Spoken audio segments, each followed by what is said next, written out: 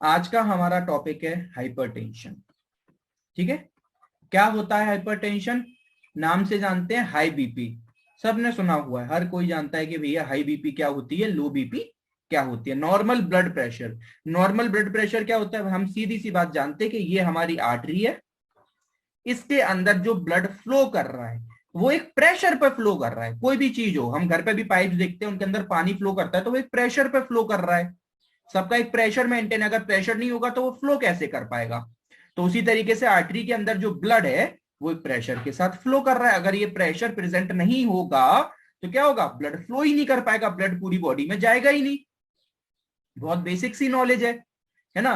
क्योंकि सारी ग्रेविटी क्या करती है? ग्रेविटी तो आपके, अगर ग्रेविटी काम कर रही है, आप एक काम करना, एक ग्लास में वाटर भरो और उसको ऊपर से करो तो सारा पानी नीचे चला जाएगा, नीचे गिरेगा ग्रेविटी की वजह से। क्या वो पानी ऊपर आ पाएगा लौट के वापस? नहीं सर, कैसी बात कर रहे हो, ऊपर कैसे आ जाएगा?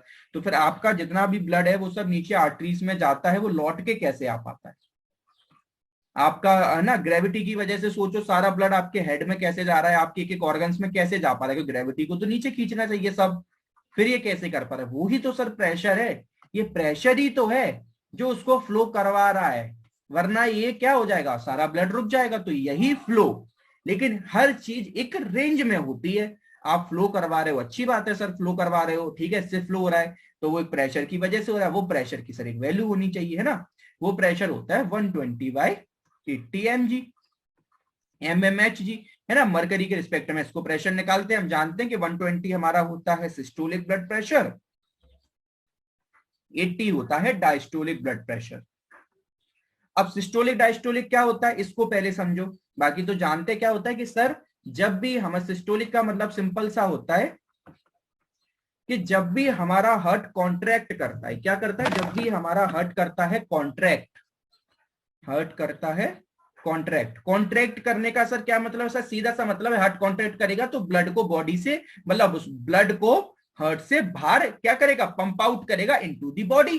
तो ब्लड पंप आउट करेगा, ब्लड पंप आउट, उसी को सिस्टोल प्रेशर बोलते हैं। जब आपका हार्ट कॉन्ट्रैक्शन करता है, और जो जब हार्ट आपका कॉन्ट्रैक्शन करता है, यानी जिस प्रेशर से आपका हार्ट कॉन्ट्रैक्ट करके ब्लड को बॉडी में पंप आउट करता है, यानी आपके जो वेंट्रिकल्स और जो एट्रियम्स कॉन्ट्रैक्शन करते हैं, उससे जो प्रेशर डेवलप होता है उसको बोलते हैं systolic blood pressure. Sir diastolic क्या होता है? डायस्टोलिक ब्लड प्रेशर का मतलब होता है हार्ट यहां पर आपका रिलैक्स कर रहा है, यानी रिलैक्स का मतलब है कि हार्ट में ब्लड की फिलिंग हो रही है, ब्लड की फिलिंग हो रही है। ठीक है, तो जिस प्रेशर से हार्ट के अंदर ब्लड फिल होता है उसको डायस्टोल बोलते हैं, क्योंकि हार्ट में रिलैक्स होने का मतलब क्या है कि हार्ट जब रिलैक्स होगा तो उसके अंदर ब्लड फिल होगा। तो जिस प्रेशर से हार्ट फिल होता है उसको डायस्टोलिक प्रेशर बोलते हैं। ये सिस्टोलिक और डायस्टोलिक, और यही प्रेशर हमारी पूरी बॉडी में चलता है। सीधी सी बात है, हम समझ रहे हैं कि यही प्रेशर हमारी पूरी बॉडी में चलता है। सिस्टोलिक मतलब हार्ट हमारा कॉन्ट्रैक्ट करता है, और कॉन्ट्रैक्ट करने के बाद क्या होता है? पूरी बॉडी में ब्लड है वो हमारा होता है पंप्ड आउट। ठीक है, और डायस्टोल का सीधा सा मतलब होता है कि हार्ट रिलैक्स हो रहा है, डायलेट कर रहा है, और ब्लड हमारी, वो जो ब्लड है वो हमारे हार्ट के अंदर फिलिंग हो रही है, उसको बोलते हैं डायस्टोलिक प्रेशर। इतना समझ आ रहा होगा, इतना हम जानते हैं कि सर हमने बेसिक पढ़ा हुआ है।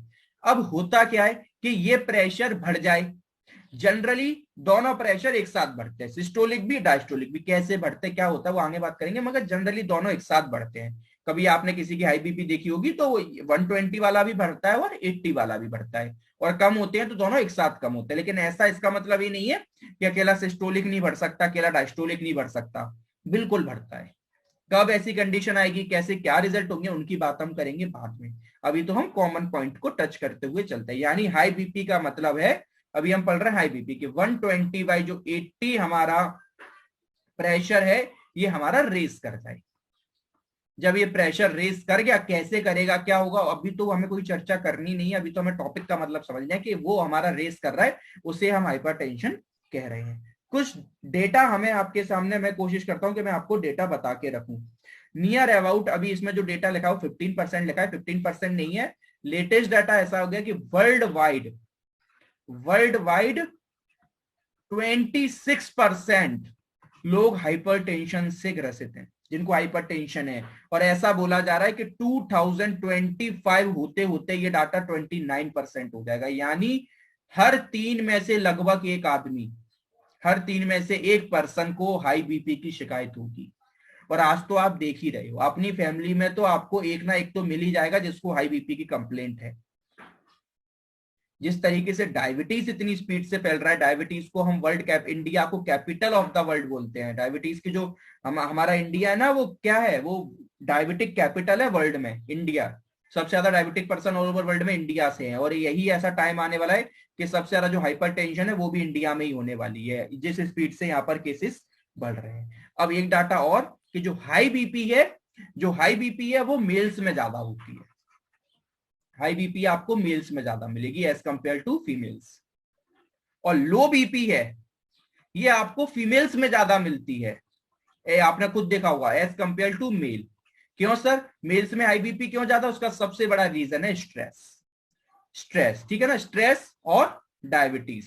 क्यों मेल में डायबिटीज भी ज्यादा होती है और स्ट्रेस भी, तो स्ट्रेस की वजह से हाई बीपी है क्या मेल्स में ज्यादा है। और फीमेल्स में लो बीपी इसलिए ज्यादा है क्योंकि ड्यू टू क्या होता है कि मतलब हार्मोनल इंबैलेंस, हार्मोनल इंबैलेंस की वजह से लो बीपी फीमेल्स में ज्यादा देखने को मिलती है। और क्लियरली अगर आपसे कोई पूछे मोस्ट डेंजरस कौन सी है, तो high BP is most dangerous than low BP. कैसे? इसकी बात ऐसे समझो, ब्लड का काम क्या है? ऑक्सीजन को ले जाना।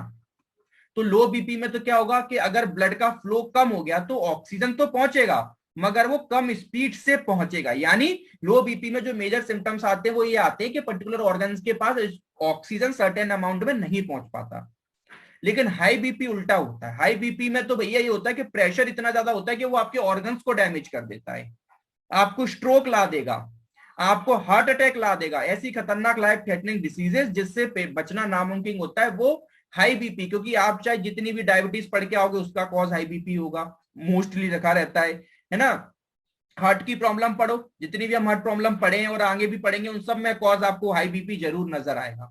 हाई बीपी तो आपको कॉज मिलना ही मिलना है मैक्सिमम डिसीजेस का। अब होता क्या है इसको हम समझते हैं आगे।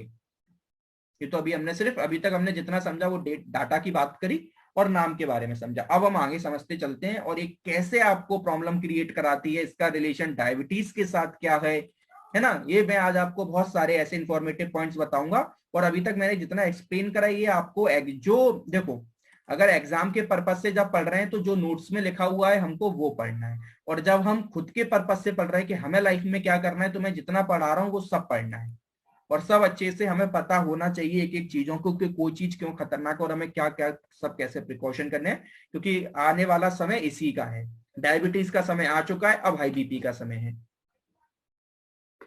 और एक ट्राइड होता है, वो ट्राइड में अभी आपको समझाऊंगा कि डायबिटीज इतनी खतरनाक क्यों होती है। डायबिटीज आप ये मान लो कि किसी को मतलब क्यों डायबिटीज इतनी खतरनाक है, आज मैं आपको वो भी समझाने की कोशिश करूंगा इसके, क्योंकि इसके साथ hypertension is a condition in which the force of the blood against the artery walls is too high. सीधी सी बात है कि ये आपकी आर्टरी वॉल है सर, हम जानते हैं इसके अंदर ब्लड फ्लो कर रहा है, इसका फ्लो ज्यादा हो जाएगा तो उसी को हाई बीपी कहते हैं। सीधी सी बात है। तो क्या कह रहे हैं, in which the force of the, जो फोर्स ऑफ द ब्लड है वो आर्टरी की वॉल्स के अगेंस्ट हाई हो जाए। एक बहुत छोटी सी मैकेनिज्म बताता हूं क्या होता है कि देखो, ये जो आर्टरीज की बॉल्स है ना, आर्टरीज की बॉल्स ये एक स्पेशलाइज्ड सेल से बनी होती है। किससे बनी होती है? स्पेशलाइज्ड सेल्स से बनी होती है। आर्टरी की जो ब्लड वेसल्स हैं जो आपकी, इनकी जो वॉल्स हैं स्पेशलाइज्ड सेल से बनी होती हैं। इन सेल्स का एक बहुत प्यारा नेचर होता है, it is highly elastic in nature. It is highly elastic. क्या मतलब सर? कि जब भी इनको जरूरत होती है ये आराम से इलास्टिक यानी फैल जाती है, तो क्या हो जाता है, ये दूर दूर हो जाती है। तो यहाँ पर गैप क्रिएट हो जाता है जिससे ब्लड आराम से हो सके। और जब बॉडी को जरूरत है कि हमें नहीं नहीं इनको पास में आना है, तो ये पास में आने लग जाती है। यानी ये अपने आप को इजिली रिलैक्स भी कर सकती है और इजिली क्या होती है, कॉन्ट्रैक्ट भी कर सकती है। तो ये नेचर बहुत प्यारा होता है। अब एज के साथ हम पढ़ चुके हैं इस्चेमिक हार्ट डिसीज में क्या होता था। एज के साथ आपको क्यों ischaemic heart disease high BP की वजह से हमने बताया भी था। क्या होता है कि ये जो आपकी सेल्स होती हैं, यही सेल्स एज के साथ क्या होता है, इनका इलास्टिसिटी लूज होने लग जाती है। और लूज होने की वजह से क्या होता है, ये कॉन्स्ट्रिक्ट करके पास में आने लग जाती है। और जो ये है इसकी क्या हो जाएगी, ये पास में आ जाएगी। क्योंकि उनकी कॉन्ट्रैक्ट बहुत ज्यादा कॉन्ट्रैक्ट होने लग गई, रिलैक्सिटी चली गई। तो सीधी सी बात है, आपने बहुत इमेजिन करा होगा, घर पे भी कभी आपने ऐसे पाइप्स लिए होंगे जो आप गार्डन्स में जिनमें पानी डालते हैं, तो आपने देखा होगा कि जब हम उस पाइप को क्या कर देते हैं, उस पाइप का जो सरफेस एरिया, इसको अपने थंब या किसी भी चीज से प्रेस कर देते हैं और उसका सरफेस एरिया को शॉर्ट कर देते हैं। इससे क्या होता है कि जो पानी की क्वांटिटी तो वही है, पानी तो उतनी क्वांटिटी से आ रहा था जो बाद में आ रहा है उतना ही पहले, मगर उसका जो रेट ऑफ फ्लो है वो फास्ट हो जाता है। जब भी हमें दूर वाले, जैसे हमें पेड़ों की सफाई करनी है, हमें दूर पानी डालना है, तो हम क्या करेंगे, हम एक थंब मांगे रख लेंगे सरफेस एरिया पे। क्यों? तो हम क्या करेंगे, एरिया को शॉर्ट कर हम फ्लो को बढ़ा देते हैं। वही ये होता है एज के साथ। क्या होता है कि जब ये इलास्टिसिटी लूज हो जाती है तो सरफेस एरिया हो जाता है शॉर्ट, तो ब्लड तो उतना ही है ना बॉडी में, तो ऑटोमेटिक आपकी बीपी क्या होने लग जाती है, बढ़ने लग जाती है ऑटोमेटिक। इसीलिए एक रिलेशन है, हमेशा याद रखो, age is directly proportional to high BP. जितनी ज्यादा एज बढ़ती जाती है उतनी ज्यादा बीपी बढ़ती जाती है। क्लियर? सेकंड वन पॉइंट है यहां पर सर, ये आता है कि सर इतनी देर से हम बात कर रहे हैं कि मेल्स में ये ज्यादा कॉमन है। क्यों सर? हमने बात करी कि स्ट्रेस एक रीजन उसका बनता है। स्ट्रेस से सर होता क्या है, कभी भी एक चीज अज्यूम करिए, कभी भी टेंशन में आना, क्या करोगे आपके, कभी सोचा है, कभी डर लगा है, टेंशन लगी है, क्या करा है? तब ऐसा मन होता है, हम कोशिश करते हैं कि हम किसी, मतलब इतने छोटे हो जाए कि हम किसी चीज में घुस जाएं, हमें कोई देख ना पाए। हम अपने आप को क्या कोशिश करते हैं, कॉन्ट्रैक्ट करने की कोशिश करते हैं, कॉन्ट्रैक्ट करने की कोशिश करते हैं। और कभी फील करा है कि पहाड़ों पर गए होगे, कभी घूमने गए होगे, तो अपने आप को क्या करोगे, रिलैक्स करोगे कंप्लीटली, अपने हाथों को पूरा खोल लोगे, ठंडी हवा लेने की कोशिश करोगे, पैरों को दूर करोगे, रिलैक्स करोगे। सारी मैकेनिज्म होती क्या है, ये आप नहीं करते, ये आपकी बॉडी की जो मसल्स है, वेसल्स है, ये सबका फिनोमिना होता है। जब आप कंप्लीटली फ्री होते हो, टेंशन नहीं लेते हो, रिलैक्स होते हो, तो आपकी सारी पूरी बॉडी आपको रिलैक्स करना चाहती है, रिलैक्स इजीली। लेकिन जब भी आप स्ट्रेस लेते हो, डरते हो, आपकी पूरी बॉडी कॉन्ट्रैक्ट करती है। आप रोते हो तो क्या करते हो, अपने आप को पास में एकदम कोशिश करते हो कि मैं कहीं एकदम पास में हो जाऊं। ये बॉडी का फिनोमिना होता है, ये आपके लिए नहीं है, ऐसे नहीं कि स्पेशली आप करते हो, ये बाय नेचर है कि जब भी हमें डर लगेगा, मतलब हमारे साथ कुछ ऐसा होगा जो हमारे लिए अच्छा नहीं है, तो हम अपने आप को कॉन्ट्रैक्ट करने की कोशिश करेंगे। और जब भी हमें लगता है कि यार नहीं यार ये चीज हमारे लिए सब अच्छा है, तो हम अपने आप को रिलैक्स करने की कोशिश करते हैं। जब दिन भर काम करके आते हैं, दिन भर पढ़ लिया, जब रात को सोते हैं तो क्या पैर फैला के सोते हैं ना, रिलैक्स, कि हमने कुछ कर लिया। और जब हमने नहीं पढ़ा, पूरे दिन भर मस्ती करी, बुरा लगा कल एग्जाम है, तो हम क्या करेंगे, अपने आप को घुसने की कोशिश करेंगे, यार हमने पूरा समय बर्बाद हो गया, क्या करें हम। ठीक है? तो इसका भी एक फिनोमेना होता है। तो इसी वजह से क्या होता है कि जब हम स्ट्रेस लेते हैं तो जो हमारी आर्टरीज की वॉल्स हैं, इनके जो सेल्स हैं, ये कॉन्ट्रैक्ट करते हैं बहुत ज्यादा। और जिस वजह से कॉन्ट्रैक्ट करेंगे तो अगेन सबकी वही मैकेनिज्म है कि एरिया शॉर्ट होगा, आर्टरीज की वॉल पास आएंगे, और एरिया शॉर्ट होगा तो ब्लड तो जो पहले था वही बाद में है। तो इस वजह से ब्लड का जो फ्लो है वो बहुत ज्यादा हो जाता है। जो बाहर का ये जो आपका एरिया है, इस इनवर्सली प्रोपोर्शनल, जो सरफेस एरिया है वो इनवर्सली प्रोपोर्शनल होता है फ्लो के। जितना सरफेस एरिया आप छोटा करते जाओगे उतना ही फ्लो बढ़ता चले जाता है। तो एंड ऑफ द गोल हमारा यही है कि हम आर्टरी की जो वेसल्स है, जो सेल्स है, उनका एरिया शॉर्ट होता है हर रीजन में। इसीलिए स्ट्रेस बहुत बड़ा रीजन होता है हाई बीपी का। क्लियर? और इंडियन मेल्स में तो आजकल ये बहुत ज्यादा बन गया है कि भैया हाई बीपी सबको हो गई है। ठीक है, सबको हो गई है, न्यू नॉर्मल होता जा रहा है। अब कुछ लोग ये बोलते हैं कि जैसे बहुत सारे मिलते हैं कि सर जो नॉर्मल वैल्यू है वो 120/80 है, मगर आज का ऐसा कल्चर चल रहा है कि इसको भी अगर हम 140/90 भी बोल देंगे ना तो वो भी नॉर्मल मानते हैं, नहीं मान सकते। इसी पर मैंने एक बहुत बड़ी रिसर्च देखी थी, उसमें उन्होंने बोला कि आजकल की जनरेशन ये बोलने को तैयार हो जाती है कि 120/90 भी सर नॉर्मल मान लो। हमारे बॉडी में हमेशा से एक रेंज दी गई है, वो ही नॉर्मल होती है, उसके बियॉन्ड अगर आप जा रहे हो तो वो गलत है। स्टार्टिंग में आपके लिए 140/90 भले कुछ ज्यादा नहीं है, आप बोलोगे थोड़ा बहुत होता है, चल जाता है, कोई दिक्कत नहीं है, लेकिन ये लॉन्ग टाइम कंडीशन के लिए बहुत खतरनाक है। क्यों सर, क्यों लॉन्ग टाइम में आप इसको इतनी खतरनाक बोल रहे हो? क्योंकि जब हमने इस्केमिक हार्ट डिसीज पढ़ा, हार्ट अटैक हमने जब पढ़ा, तो हमने बहुत सिंपल सी बात, एक फिनोमेना देखा था कि ये हमारी आर्टरी है, इसके अंदर कर रहा है ये ब्लड फ्लो। जब भी ये देखो आर्टरीज की जो सेल्स है ना, वो वॉल्स है, वो 120/80 के लिए ही बाय नेचर बनी है। आपके कहने से क्या होता है कि नहीं भैया आजकल तो स्ट्रेस तो हमारे मॉडर्न जमाने का एक वो हो गया है कि जैसे सारी चीजें वैसे स्ट्रेस भी है, क्या हो रहा है? नहीं, आपकी आर्टरीज थोड़ा ना आपकी स्ट्रेस के लिए बनी है कि भैया आप स्ट्रेस ले रहे हो तो कोई बात नहीं, आर्टरीज भी अपने आप को अडेप्ट कर लेंगी, नहीं है। उन आर्टरी की जो वॉल्स हैं वो तो उसके अकॉर्डिंग नहीं बनी है। उनमें क्या होता है, जब ये वॉल का प्रेशर पड़ रहा है तो ये आर्टरीज की वॉल पर ये फोर्स जब पड़ता है, जैसे ये फोर्स कंटिन्यूअसली पड़ता रहता है सालों तक, तो क्या होगा, ये जो यहां पर सेल्स प्रेजेंट है ये होते हैं डैमेज। डैमेज होंगे कि नहीं होंगे? अब ये जब सेल्स डैमेज होंगे तो सर दो चीजें होंगी, यहां से इतना तो समझ आ रहा है कि सेल्स डैमेज होंगे तो दो चीजें होंगी। पहला चीज कि ये सेल्स की हीलिंग होगी, हमारी बॉडी नहीं है हील करेगी, या फिर ये सेल्स डैमेज हो गए वो टूट जाएंगे, यानी वो ब्रोक हो जाएंगे, वो ब्रोक हो जाएंगे।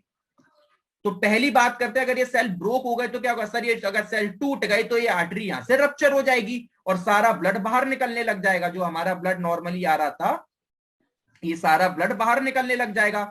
यानी पर्टिकुलर ये आर्टरी किसी भी अगर ऑर्गन को सप्लाई कर रही थी, सपोज ये ब्रेन को सप्लाई कर रही थी, तो अब जो ब्लड है वो ब्रेन तक नहीं पहुंच पाएगा, यानी ब्रेन को ऑक्सीजन नहीं पहुंच पाएगी। और इसी को तो हम बोलते थे हेमरेजिक स्ट्रोक, इसी को तो हेमरेजिक स्ट्रोक बोलते थे। What is haemorrhagic stroke? कि when artery is ruptured due to high pressure it is called as haemorrhagic stroke. क्यों? क्योंकि वहां पर बॉडी को, वहां पर आपके ब्रेन को ऑक्सीजन नहीं मिल पाएगी, और ये ब्रेन की जगह कुछ भी हो, ब्रेन की जगह का हो आपका क्या हो सकता है, आपका हार्ट हो सकता है, तो आपके हार्ट को ऑक्सीजन नहीं मिल रही तो हार्ट अटैक आ सकता है, आपके ब्रेन को नहीं मिल रही तो स्ट्रोक आ सकता है, आपकी किडनी को नहीं मिल रही तो किडनी फेलियर हो सकते हैं, लीवर को नहीं मिल रही तो लीवर फेलियर हो जाएगा। भैया जिसको ऑक्सीजन नहीं मिल रही वो तो फेल हो ही जाएगा ना।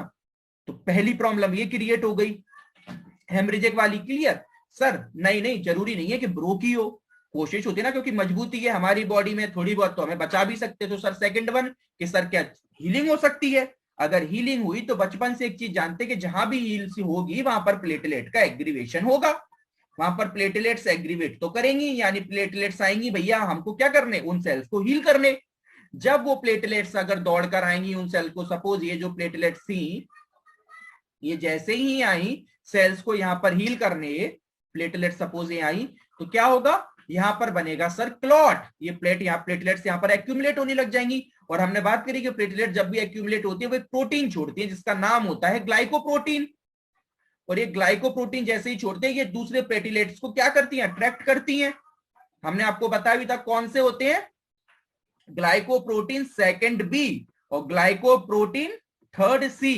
ये रिसेप्टर्स होते हैं जो क्या करते हैं, इन प्रोटीन्स पर प्रेजेंट होते हैं, जिसकी वजह से और प्लेटलेट्स इनसे अट्रैक्ट होती हैं। फिर यहां पर क्या बन जाता है, एक तरीके का एक कॉम्प्लिकेटेड स्ट्रक्चर बन जाता है, यानी क्लॉट जैसा बन जाता है।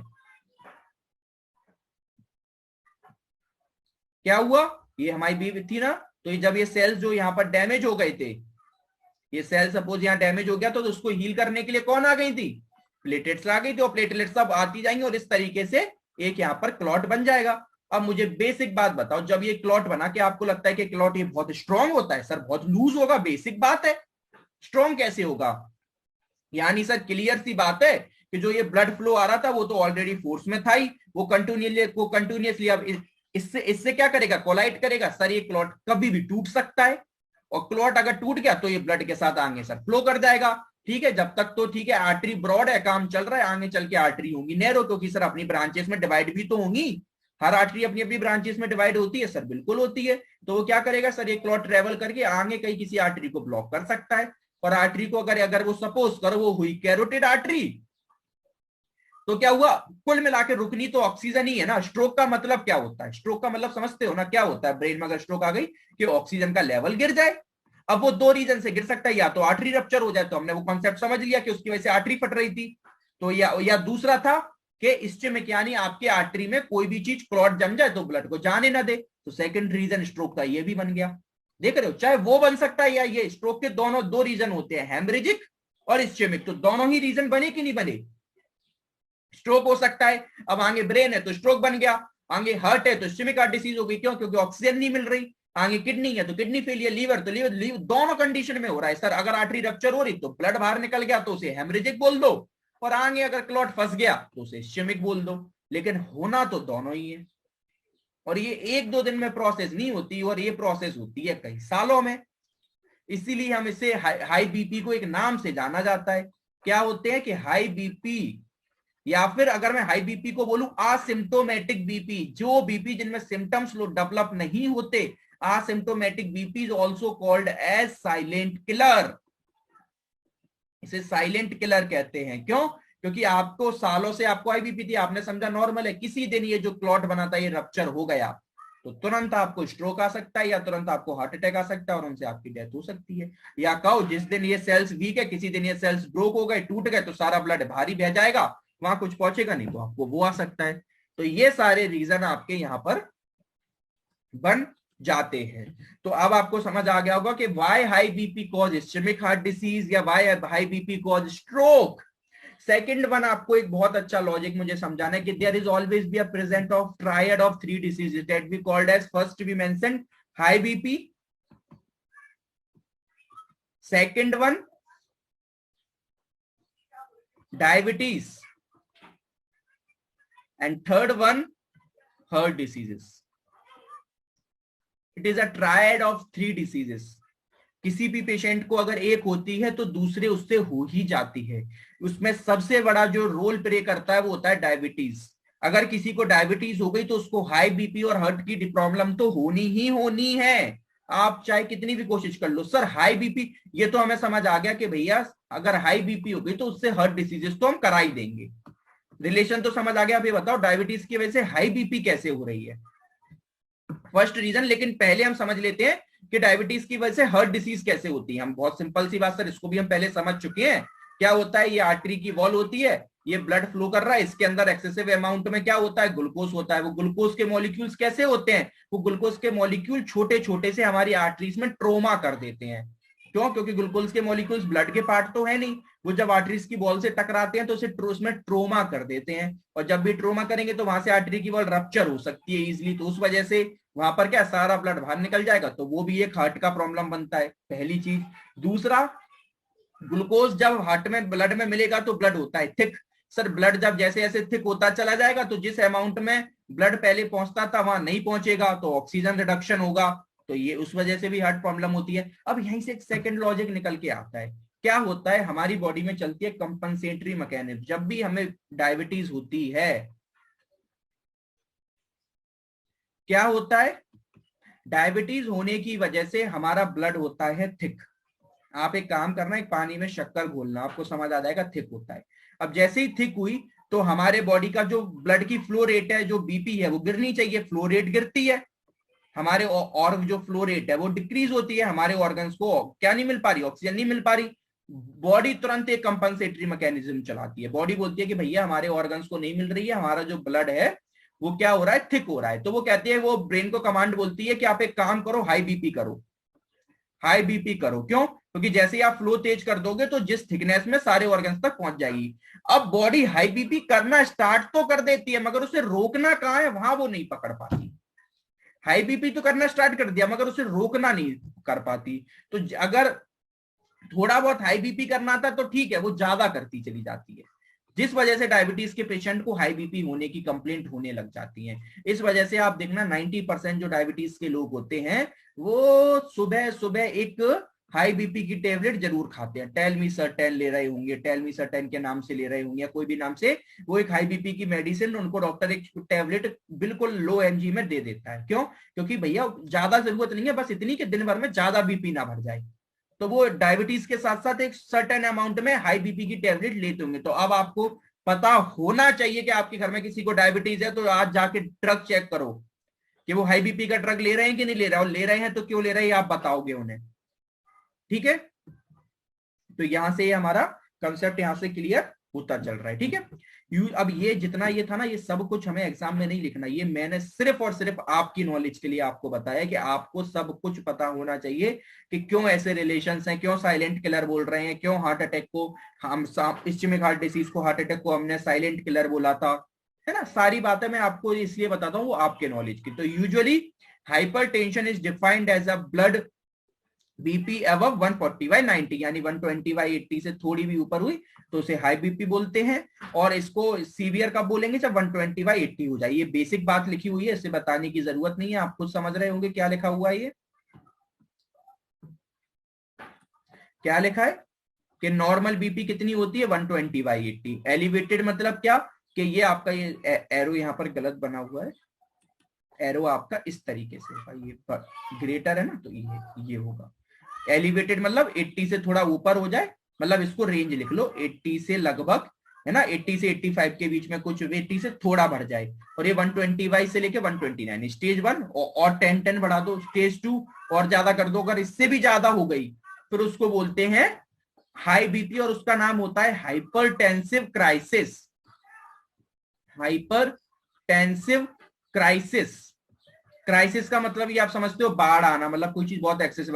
2 मार्क्स में क्वेश्चन आए तो when BP is more than 180 by 100, यार 100 नहीं था, 120 बाय, सपोज 180 बाय 120, 100 नहीं, 180 बाय 120 जो ऊपर वैल्यू लिखी थी, अगर उससे ज्यादा बीपी हो रही है तो उसको बोलते हैं हाइपरटेंसिव क्राइसिस, यानी आपकी बॉडी के लिए सिचुएशन बहुत ज्यादा ही कंटिन्यूअसली खराब होती जा रही है। ये जो यहाँ 15% है, इसको आप 15 ना कर आप इसको 26 करेंगे, ठीक है, और बल्कि 2000 और नेक्स्ट टाइम हमने बताया 2025 में 29% तक होने जा रहा है, क्योंकि ये डाटा पहले था, अब डाटा कंटिन्यूअसली चेंज हो रहा है।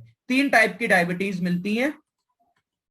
क्या होता है, पहली होती है व्हाइट कोड हाइपरटेंशन, दूसरी होती है आइसोलेटरी एम्बुलेटरी हाइपरटेंशन, आइसोलेटरी एम्बुलेटरी, इसको मास्ट हाइपरटेंशन बोलते हैं, और थर्ड होती है पैराडॉक्सिकल। व्हाइट कोड हाइपरटेंशन का मतलब होता है, व्हाइट कोट कौन पहनते हैं, डॉक्टर, व्हाइट कोट पहनते हैं डॉक्टर।